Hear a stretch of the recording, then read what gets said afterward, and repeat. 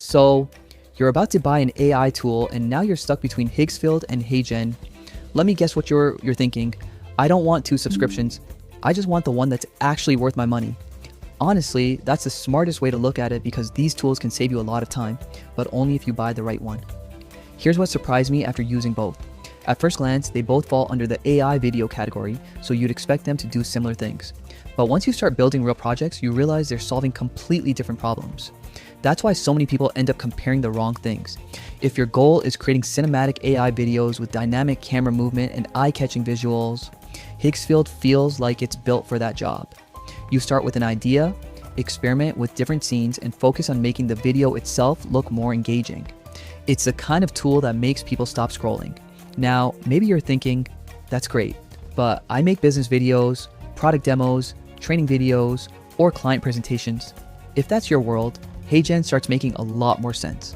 Instead of focusing on cinematic visuals, it's designed around AI avatars, talking presenters, and professional communication.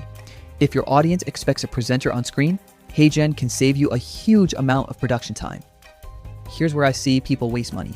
They buy Higgsfield expecting it to replace an AI avatar platform, or they subscribe to HeyGen expecting Hollywood-style cinematic videos. Then they blame the software when the results don't match their expectations. In reality, both tools are doing exactly what they were designed to do. So before asking, which tool is better, ask yourself something much simpler. What kind of videos do I create every single week? If your answer is commercials, social media content, or cinematic AI videos, I'd lean toward Higgsfield. If your answer is explainers, tutorials, training content, sales videos, or business presentations, I'd lean toward HeyGen. That's why I don't think there's one universal winner. The better investment is a tool you'll actually open every week because it solves your biggest problem. Now, I want to hear from you. If you could keep only one subscription for the next 12 months, would you choose Higgsfield or HeyGen?